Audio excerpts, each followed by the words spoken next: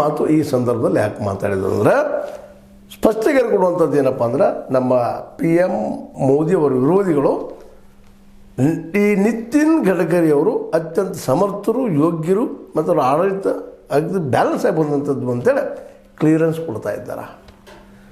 ಅದೇ ಕಾರಣ ಈ ಕಾಮೆಂಟ್ ಮಾಡಿದ್ದು ಇದು ಸಣ್ಣದಲ್ಲ.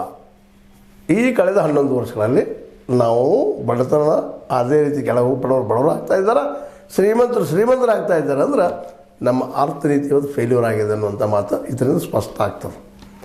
ಅದು ಸರ್ಕಾರದಲ್ಲಿದ್ದುಕೊಂಡು ಸರ್ಕಾರದ ವಿರೋಧ ಆಗಿ ಈ ಮಾತು ಹೇಳಿದ್ದು ನೋಡಿದ್ರೆ, ಸರ್ಕಾರದ ವಿಶ್ಲೇಷಣೆ ಮಾಡಿದ್ದನ್ನು ನೋಡಿದ್ರೆ ಮೋಸ್ಟ್ಲಿ ಈ ಒಂದು ಪಾಯಿಂಟ್ ಮೇಲೆ ನಮ್ಮ PM ಮೋದಿಯವರ ಸೀಟ್ ಅಲ್ಲಾಡಬಹುದೇನೋ ಅಂತೇಳಿ.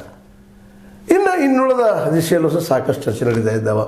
ಅದರಲ್ಲೂ ಪ್ರಮುಖವಾಗಿ ಈ ಅರ್ಥನೀತಿಯ ಜೊತೆಗೆ ವಿದೇಶಿ ನೀತಿಯಲ್ಲೂ ಫೇಲ್ಯೂರ್ ಆಗಿದ್ದಾರೆ ಅನ್ನೋಂಥ ಮಾತು ಕೇಳಿಬರ್ತಾ ಇದ್ದಾವೆ. ವಿದೇಶಿ ನೀತಿ ಅಂದರೆ ಇವತ್ತು ನೋಡಿದ್ದೀರಿ, ಇವತ್ತು ಭಾರತ ಅನ್ನುವಂಥದ್ದು ಏಷ್ಯಾ ಖಂಡದಲ್ಲಿ ಏಕಾಂಗಿಯಾಗಿ ನಿಂತು ಬಿಟ್ಟದ್ದು. ಇವತ್ತು ಮೊನ್ನೆ ನಿಮಗೆ ಗೊತ್ತದ ಸಿಂಧೂರ್ ಆಪರೇಷನ್ ಏನಾಯ್ತು ಅದರ ರಿಸಲ್ಟು. ಆ ಸಂದರ್ಭ ನಮಗೆ ಯಾರು ಬೆಂಬಲ ಸೂಚಿಸಿದ್ರು? ಅಲ್ರಿ ಅಮೇರಿಕಾ, ಚೀನಾ, ರಷ್ಯಾ, ಪಾಕಿಸ್ತಾನ ಪರ ನಿಂತರು. ಅಮೇರಿಕಾ ಪಾಕಿಸ್ತಾನದಲ್ಲಿ ಮಿಲಿಟರಿ ಲೀಡರ್ನ ಕರೆಸಿ ಅವ್ರಿಗೆ ಭೋಜನ ಕೂಟ ಏರ್ಪಡಿಸ್ತು. ಅಷ್ಟೇ ಅಲ್ಲ, UNO ಅಲ್ಲಿ ಭಯೋತ್ಪಾದನೆ ಉಪಾಧ್ಯಕ್ಷರು ಇವರಾದರು ಪಾಕಿಸ್ತಾನಿಗಳು. ಪಾಕಿಸ್ತಾನದ ಮನೆ ಖರೀದಿ ಮಾಡಿದ್ರು. ಯಾಕೆ ಇದೆಲ್ಲ ನಾವೇನು ಸೋತೀವಿ? ಮತ್ತು ನಮ್ಮ ತಂಡ ಹೋಗಿತ್ತು, 51 ಜನ MP ಗಳು ಹೋಗಿದ್ದರು ವಿಶ್ವ ತುಂಬ 33 ದೇಶಗಳಿಗೆ. ಅಲ್ಲಿ ಏನು ಸಿಕ್ತು ಅದರಿಂದ?